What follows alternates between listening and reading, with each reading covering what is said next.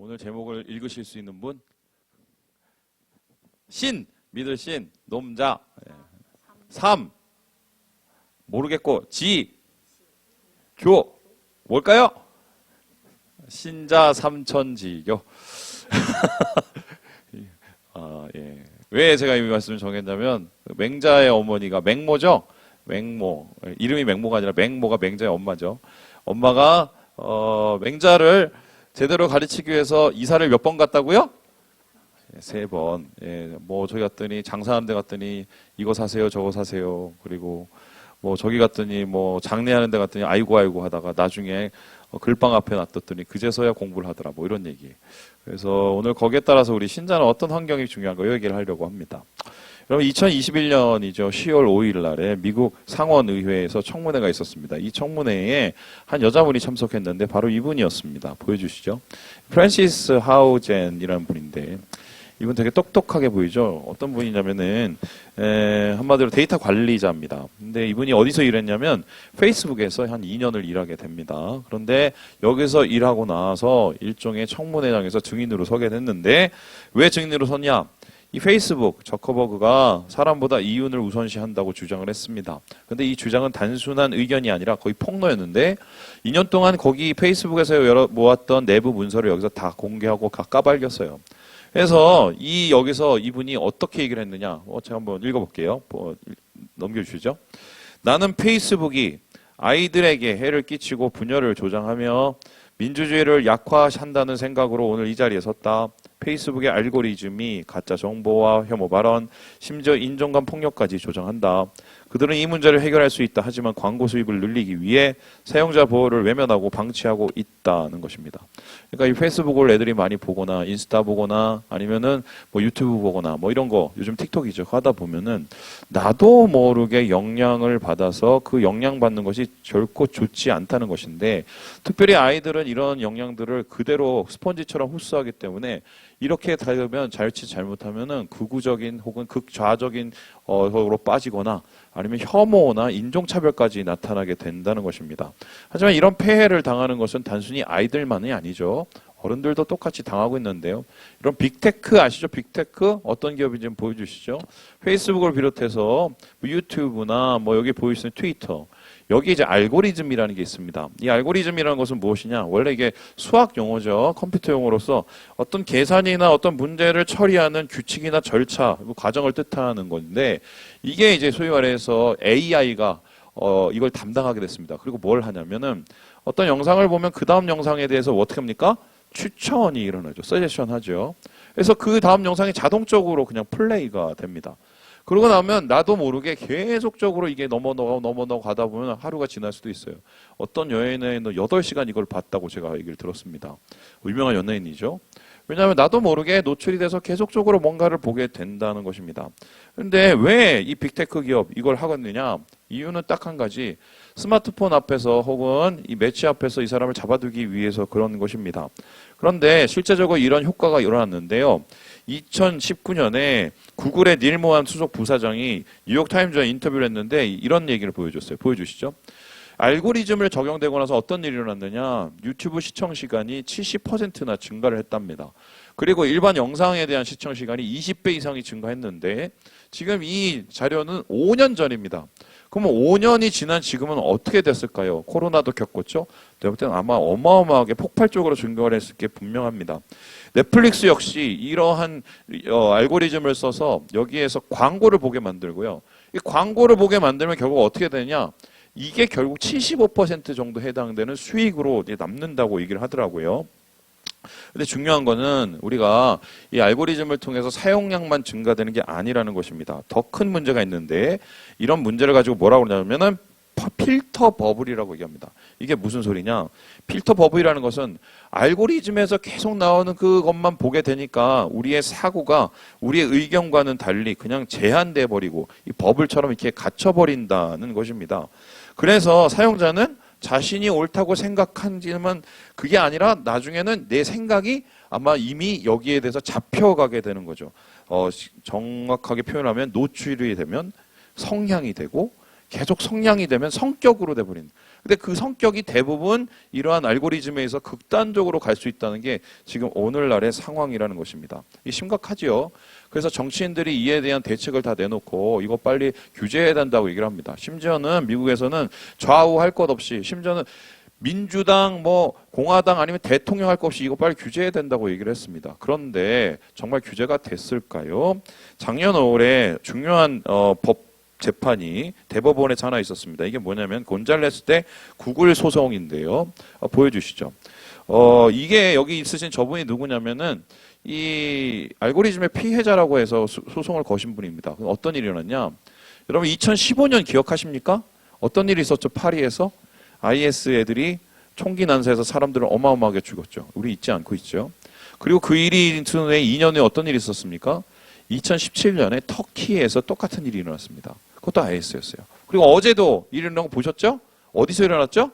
모스크바에서 지금 100몇십 명이 죽었습니다. 그것도 IS예요. 그러면 얘네들이 어떻게 해서 이런 일을 했냐 봤더니 원래 무슬림이 아니었어요. 무슬림이 된 거고 터키로 해서 넘어가서 IS로 가서 교육을 받고 세뇌를 당한 거라고 당하고 있어요. 근데 얘네들이 처음 그렇게 테러 분자가 된 계기가 뭐냐? 이게 유튜브, 페이스북, 인스타 같은 그런 계정을 통해서 들어간 거예요. 그걸 계속해서 알고리즘으로 보다가 나중에 극단적인 그런 주장에 그냥 아예 머리가 넘어가서 그걸로 가버렸다고 이렇게 얘기합니다. 그래서 우리 아이들이 죽은 이유, 니네가 자꾸 그걸 보이니까 걔네들이 그렇게 극단적이 돼갖고 우리가 총 맞은 거 아니야, 우리 애가. 물어내라는 거예요. 그래서 소송을 걸었는데 어떻게 되었느냐? 저기 보시는 것처럼 사용자 게시물에 책임이 없다라고 나왔습니다. 왜 이런 일이 일어났느냐? 심지어는 이 재판에 뭐라고 그러냐면 이런 말이 있습니다. IS와 같은 악당들은 피고와 같은 플랫폼을 불법적이거나 때로는 끔찍한 목적으로 사용할 수 있다. 인정을 했어요. 인정을 했으면은 소송에서 이겨야 되잖아. 근데 졌어. 그 이유가 뭐냐면요. 미국의 법에 통신품위법 230조라는 게 있습니다. 이게 뭐냐면 통신이나 매체에 나오는 이런 컨텐츠들은 그 사람들이 만든 게 아니기 때문에 다른 사람들이 올려서 하는 거기 때문에 올린 놈이 나쁜 놈이지 그거를 그냥 놔두는 애들, 그냥 돌리는 애들은 문제가 없다는 거예요. 그리고 표현의 자유를 억압하면 안 된다는 법인데요. 이게 일종의 SNS나 이런 빅테크의 면죄부가 됐습니다. 그래서 뻔히 이건 폐해를 알면서도 고치지 못하고 있는 상황이 지금 오늘의 상황이고, 이런 상황 가운데 지금 정치적으로 대립이 극단적으로 되고, 우리가 언제 이렇게 좌우로 싸웠어요? 예? 우리가 언제 무슨 진보 보수로 싸웠어요? 완전 극단적으로 대립이 되고 있고, 여러분 지금 제가 미국에서 얘기 듣기로는 옛날보다 이 레이시즘, 그러니까 인종차별이 점점 심해지고 있대요. 이 영향들이 대부분 알고리즘에 의한 것이라는 겁니다. 자, 그래서 다시 말합니다. 노출을 자주 하면 맨 처음에는 파추로 매주를 만들다 보면 말이 돼? 10번 들으면 말이 됩니다. 그리고 노출을 하다 보면 성향이 돼요. 성향이 계속 진행되다 보면 성격이 되고, 성격이 극단적으로 몰리면 이건 혐오가 되는 것이거든요. 그러면은 이렇게 이 정도의 문제면 이걸 왜 고치지 않느냐. 나중에 알아봤더니 이 빅테크 기업이 의회에 갖다 바치는 돈이 얼마냐. 256억 원이에요. 매해. 이 돈 로비 때문에 이걸 못 고치고 있는 거예요. 뻔히 담배보다 더 해로운 지금 이 상황에 도달했다. 이렇게 보게 되는 것입니다. 자, 그래서 지금 우리는 그만큼 약한, 굉장히 열악한, 신앙적으로 열악한 상황을 가지고 있죠. 근데 생각해보면 사실 우리는 이전에도 그랬습니다. 지금 좀 심해졌죠. 왜냐하면 이거 생각해보면 되는데, 제가 이제 단기 선교도 많이 다녀보고 단기 선교도 많이 데리고 다니고 이랬습니다. 거기 다녀보면서 제가 신기한 게 있습니다. 뭔지 아세요? 어느 지역에 가지요. 그래서 애들하고 이제 막 하죠. 막 애들이 이틀 지나면 막 짜증내기 시작합니다. 하루 지나면. 그리고 3일 지나면 막 싸우기 시작해요. 그리고 나중에는 한 4일 지날 때 이걸 해결을 못하면 아주 극단적으로 얼굴도 안 보고 싸워요. 나중에 이상해갖고 이게 어떻게 된 건지 선교사님한테 물어보면 그 지역이 소위 말해서 전쟁 지역이에요. 예전에. 그래서 사람들이 서로 잡아죽이던 그 지역인데 어떻게 이런 영향이 일어나는지 모르는데 지나간 지가 몇십 년이 지났는데 그런 흔적이 영향을 계속 주고 있더라고요. 저 신기했어요. 뿐만 아니라 어떤 지역에 가면은 하루 딱 자고 나면 애들이 눈빛이 달라집니다. 그리고 서로 얼굴을 보는 게 서로 달라져요.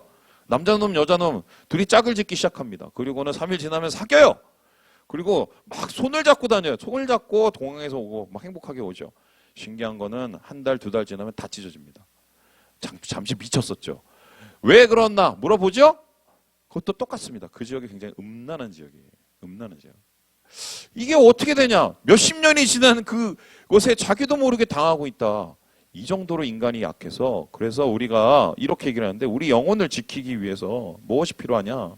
지금 오늘 바울의 기도는 여기에 대해서 매우 절실하게 하고 있는데요. 우리 함께 23절의 말씀을 같이 한번 읽어보도록 하겠습니다. 시작! 평강의 하나님이 친히 너희를 온전히 거룩하게 하시고 또 너희의 온 영과 혼과 몸이 우리 주 예수 그리스도께서 강림하실 때에 흠없게 보전되기를 원하노라. 그러니까 우리가 말세를 살고 있지 않습니까? 예수님 다시 오죠. 그때까지 우리의 영혼과 혼과 모든 것이 보존돼야 된다고 합니다. 보존은 지키다는 건데 이 지키는 싸워서 지키는 것이죠. 당시에 이 편지를 받고 있던 데살로니가 역시 뭔가 신앙생활이 하기 되게 힘든 환경, 노출이 너무 안 좋은 환경 속에 살고 있었다고 합니다. 그들에게 나쁜 영향을 주는 그 노출 환경은 어떤 거냐면 1번 박해, 유대인들하고 주변에 있는 사람들이 엄청나게 갈구고 막 패고 싸우고 막 이랬어요. 두 번째 세속 문화. 이 지역이 이제 바쿠스, 이런 바카스 알죠? 그거 섬기는 지역이었는데 한마디로 1년에 한 번씩 이 바쿠스 축제를 하면 다 쩔어서 술에 다 곤드레 만드레 터지고 그리고 뭐 소위 말해서 남자 여자 자고 다니고 막 이랬어요.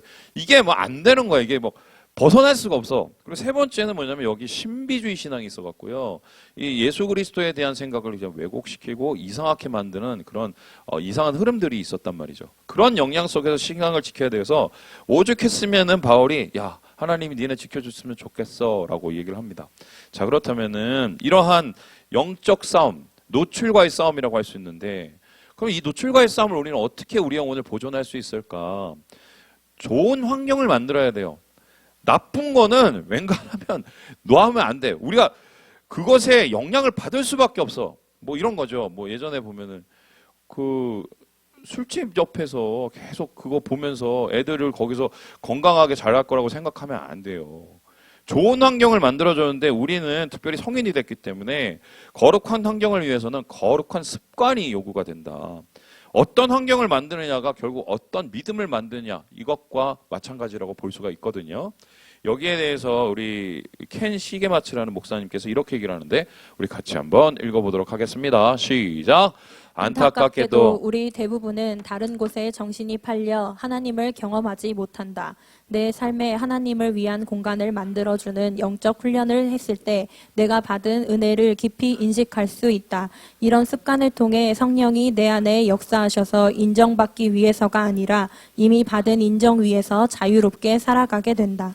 이런 반복적인 잘못된 노출을 이겨내려면 거룩한 노출을 계속적으로 만들어야 돼요. 그것을 우리는 습관이라고 합니다. 이 거룩한 습관은 그럼 어떤 습관이냐? 세상과 반대로 가는 습관이죠.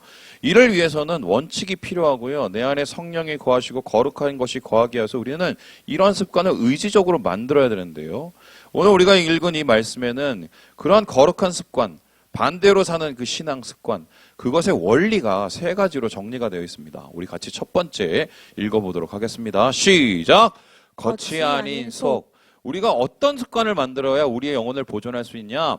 겉이 아니라 속을 채우는, 겉을 번지르게 만드는 게 아니라 속을 채우는 일에 우리가 최선을 다해야 된다.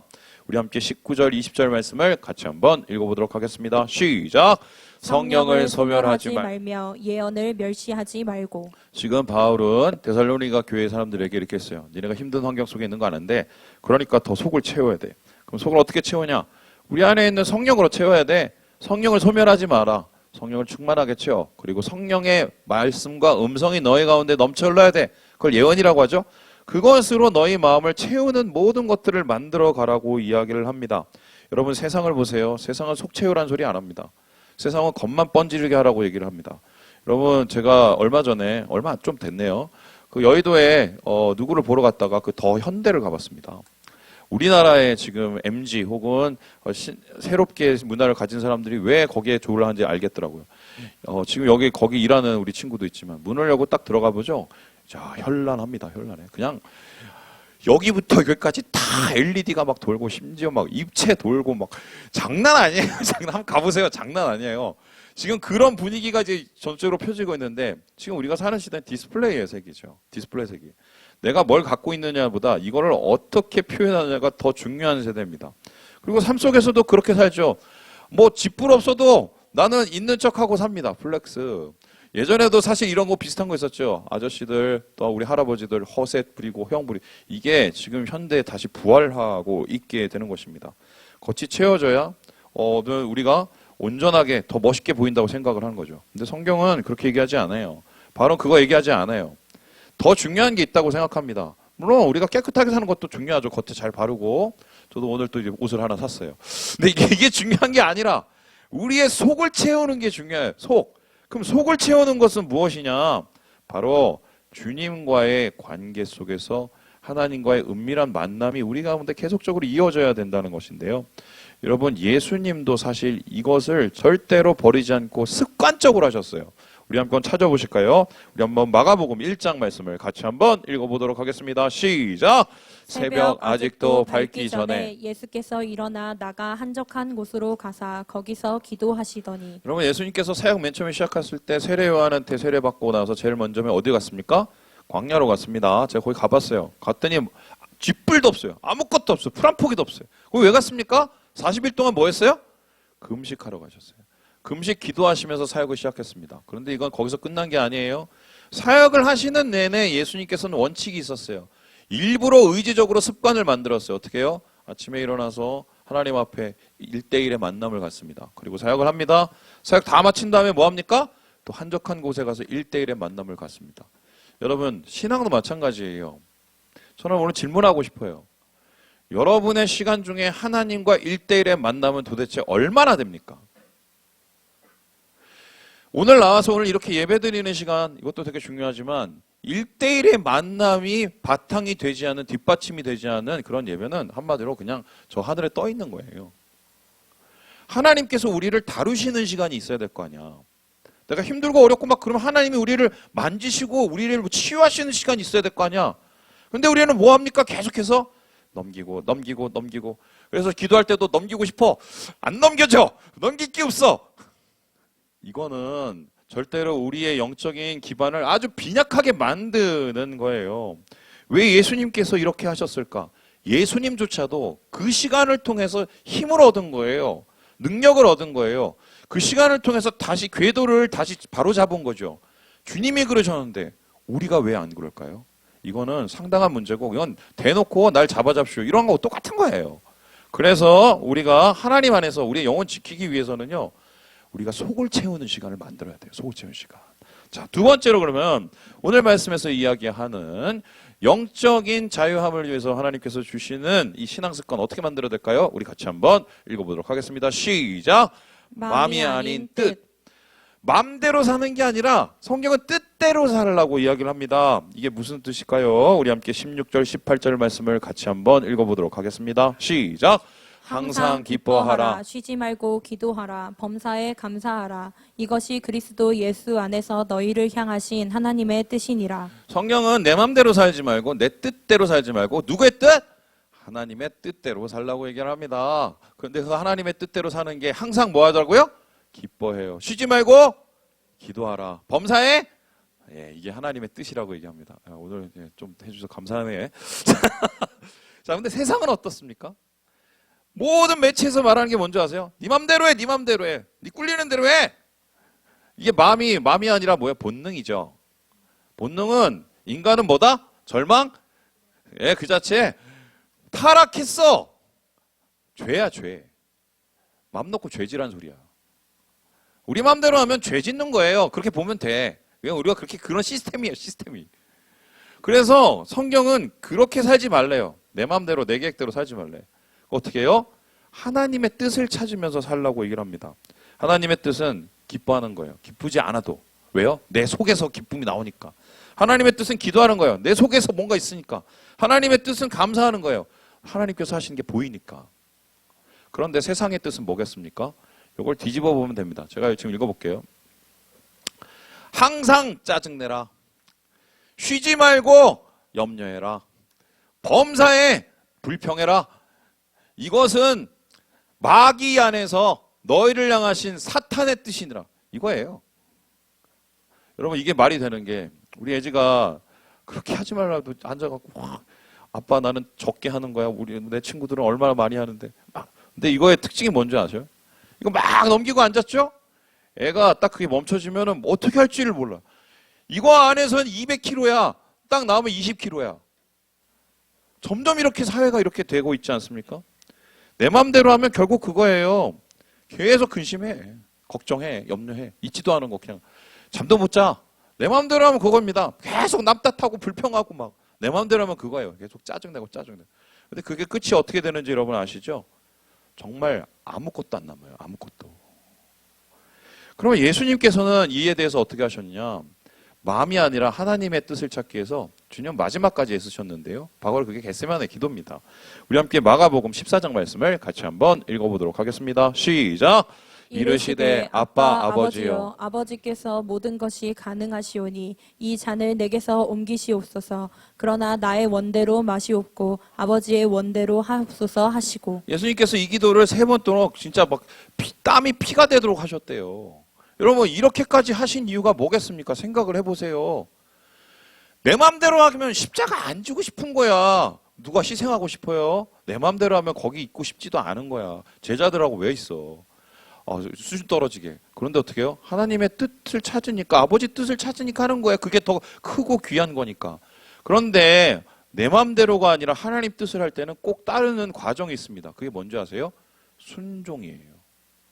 순종이란 것은 뭐냐? 하나님의 뜻을 따르는 건데, 하나님의 뜻을 따르는 순종을 하기 위해서 뭐가 돼야 되냐? 내가 깨져야 돼. 내 마음이 깨져야 돼. 내 뜻이 깨져야 돼. 그러면 순종 못해요. 안 그러면. 근데 이게 말이 되는 게 한번 생각해 보세요. 뭐 껍질이 단단한 우리의 자아가 있다고 한번 생각을 해봐. 아무리 갖다가 뭐 좋은 거 갖다 보서 그 안에 단단한 껍데기가 있으면 여기 안에 들어갈 수 있어요? 없어요? 아무것도 안 들어가요. 컵도 보세요. 자, 여기에 뚜껑을 꽉꽉 하고 다 받아놔. 이거 갖다 절벽에다 갖다 놓고 무슨 떨어뜨리고 무슨 바닷속에 넣어도 아무 일도 없어요. 왜요? 이거 뭐 딱딱 닫혀 있었기 때문에. 우리 인생도 마찬가지인데 순종하기 위해서는 어떻게 되냐? 그래 깨트려야 돼. 깨트리기 위해서는 나보다 하나님이 옳다고 인정을 해야 돼. 그렇게 인정을 하면 어떻게 되냐? 깨지죠? 열리죠? 거기 하나님의 은혜가 임하는 거예요. 왜 나는 매일매일 사막과 같은 인생을 살고 있느냐? 여러분 뚜껑이 닫혀 있는 거야. 왜 나는 매일매일 이렇게 하루하루 그냥 똑같은 인생을 살고 있느냐? 여러분 자 껍질이 너무 단단해서 그래. 그거 깨져야 돼. 깨져야 순종할 수 있고 순종해야 주님 뜻이 이루어지고 그 뜻을 위해서 하루하루 살아가는 그 한 가지를 통해서 하나님이 역사하시는 거예요. 그래서 오늘 우리가 하나님 안에서 영적인 습관을 위해서 저는 이렇게 생각하는데 하루에 한 가지라도 뭔가 하나님이 원하는 걸 찾아서 하면 그게 한 가지가 두 가지가 되고 두 가지가 세 가지가 되고 10가지가 되는 거예요. 그게 하루가 오늘이 되는 거야. 이 시도를 정말 안 해. 심지어는 목회자도 안 해. 했던 대로 해. 딱딱하게 변화가 없는 거예요. 그렇다면 마지막으로 우리가 반대로 사는 신앙 습관, 이 원칙 어떻게 우리 영을 지킬 수 있을까? 우리 같이 한번 읽어보도록 하겠습니다. 시작! 나가 아닌 우리. 성경은 우리를 위해서 사는 게 중요하다고 생각하는데 세상은 계속해서 나만 하라고 얘기한다는 것입니다. 예, 우리 함께 13절의 말씀을 같이 한번 읽어보도록 하겠습니다. 시작! 그들의 역사로 말미암아 사랑 안에서 가장 귀히 여기며 너희끼리 화목하라. 야, 너희들 제발 좀 화목하라고 합니다. 화목하면서 어떻게 하느냐? 서로 배려하고 섬겨주고 서로 세워주고 용서하고 화해하고 이런 일을 계속적으로 반복해라. 습관처럼 하라고 이야기를 합니다. 세상은 말합니다. 네가 최고야. 네 뜻대로 해. 네가 제일 귀해. 근데 결국 그 끝은 뭡니까? 집에 앉아갖고 틀어박혀갖고 넷플릭스 혼자 보는 소외예요. 소외. 그러나 하나님은 우리를 함께 살아야 된다고 얘기합니다.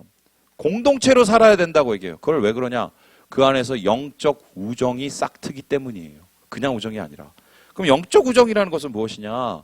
이 켄 시키마츠 목사님께서 다른 책에서 이렇게 얘기합니다. 우리 같이 한번 읽어보도록 하겠습니다. 시작!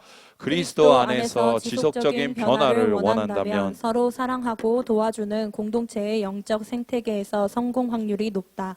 영적 우정은 단순히 기분을 더 좋게 해주는 게 아니라 더 나은 사람이 되게 해준다. 자신의 말에 무조건 고개를 끄덕여주는 사람을 얻는 게 아니라 그리스도 안에서 함께 성장해 나가는 것이 목적이다.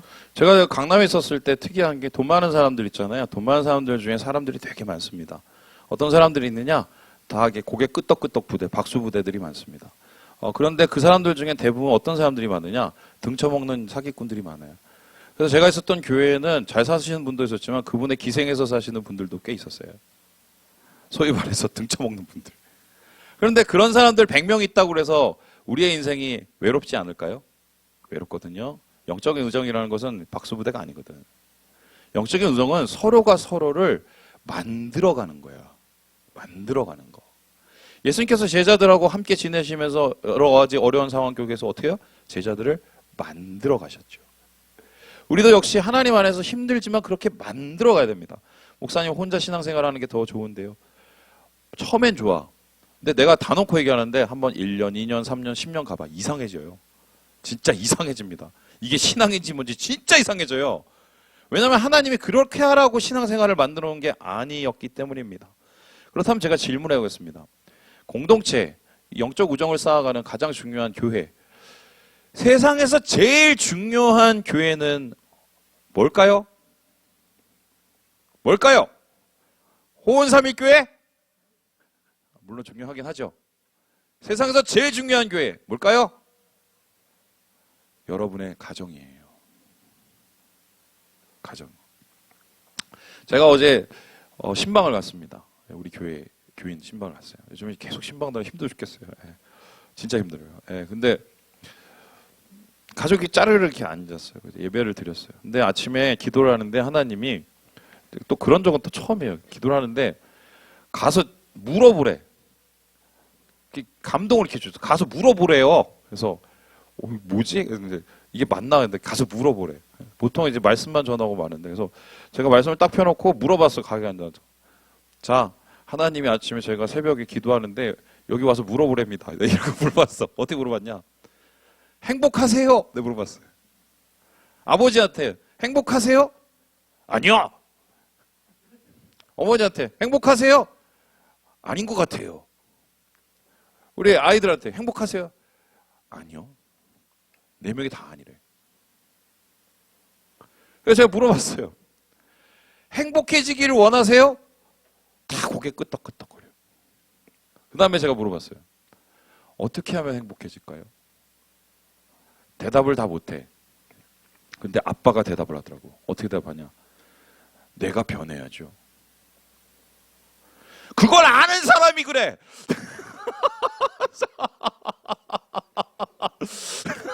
그걸 아는 사람이 그래. 그게 예? 웃기지 않습니까? 다 행복해지기 원해요. 다 행복해지기 원하는데 행복하지가 않아. 이건 무슨 비극이야. 세상에. 하나님이 최초에 만든 교회는 가정이거든요. 가정을 행복해지라고 만든 천국이야. 작은 천국. 근데 천국을 지옥으로 만드는 거지. 왜 이렇게 됐을 것 같아요? 다 내 맘대로, 내 뜻대로, 내 계획대로. 더. 요구만 하죠, 요구만. 그런 요구들이 가족의 관계를 끝장을 내는 거죠. 근데 제가 얘기를 해볼까요?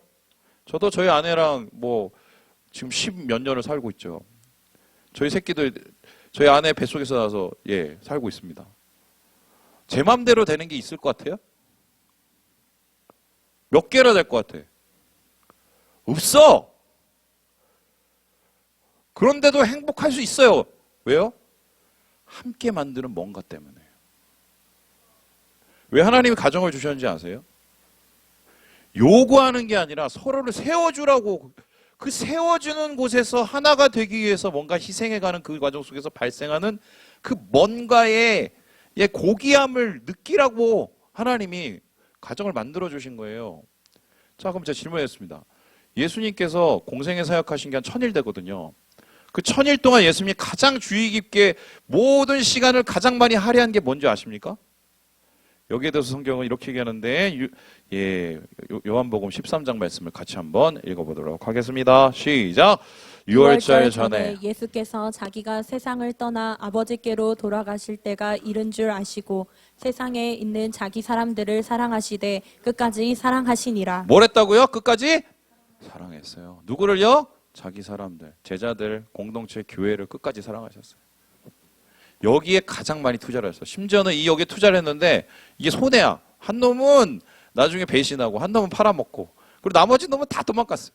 근데 예수님께서 끝까지 이걸 하셨어요. 왜 그랬을까? 이게 인간을 살리는 구원의 방법이거든요. 우리를 성장시키는 유일한 방편이에요. 근데 그래서 예수님께서 뭘 하셨냐? 끝까지 사랑하셨대. 끝까지라는 건 두 가지를 의미해요. 첫 번째는 포기하지 않고, 두 번째는 최선을 다해서. 예수님께서 그렇게 최선을 다하고 끝까지 포기하신 이 공동체가 나중에 어떻게 돼요? 세상을 바꾸고 뒤집는 하나님의 나라가 됩니다. 그래서요, 저는 오늘 이렇게 마치고 싶은데요. 그림 하나 보여주실까요? 그럼 여러분 잘 아시는 십자가죠. 이 십자가를 예수님께서 지시기 위해서 어떤 준비를 하셨을까? 저는 생각에 십자가는 하루아침에 세워진 게 아니거든요. 이거는 예수님이 평생을 걸쳐서 거룩한 습관을 만들어 가신 거예요. 어떤 습관이었냐? 속을 채우는 습관, 뜻에 순종하는 습관, 내가 아니라 우리를 세우는 습관. 결국 예수님의 십자가는 바로 하나님과의 친밀한 만남 가운데 우리를 위해서 주의 뜻을 이루기 위해서 지신 거예요. 말씀을 마치려고 합니다. 왜 제가 오늘 이 말씀을 드렸냐? 이번 주가 무슨 주간이죠? 고난 주간입니다. 고난 주간에 무슨 다 고난 받는 줄 알고 그냥 막 우울하게 사시는데 그런 주간이 아니야. 이 고난 주간은. 고난 주간은 주님과 함께 죽고 주님과 함께 다시 사는 부활을 기다리는 주간이에요. 새롭게 태어나는 주간이에요. 그럼 새롭게 태어나게 해서 내가 뭐가 바뀌어야 되겠죠? 저는 좀 여러분에게 제안을 하고 싶은데 좀 속을 채우는 일에 하루에 한 가지라도 좀 해봤어요. 여러분이 하나님의 뜻을 하는 일에 한 가지, 하루에 한 가지라도 좀 해봤으면 좋겠어요. 그리고 우리를 세우는 일에 좀 하루에 한 가지라도 좀. 이렇게 우리가 이 시간들을 보내면, 이 한 주를 보내면 내 인생이 뭔가 좀 바뀌어 있지 않을까. 진짜 부활절에 부활하지 않을까. 우리 다음 주일 날은 또 우리가 성찬을 하거든요. 우리 사랑하는 여러분, 속을 채워야 됩니다. 맘대로 사는 게 아니라 뜻대로 살아야 돼요. 나에서 머물지 말고 우리로 가세요. 주님께서 이루신 그 십자가의 은혜들을 누리시면서 이 한 주간을 은혜 가운데 살아가신 우리 모든 형제 자매들 되시길 주님의 이름으로 축원합니다.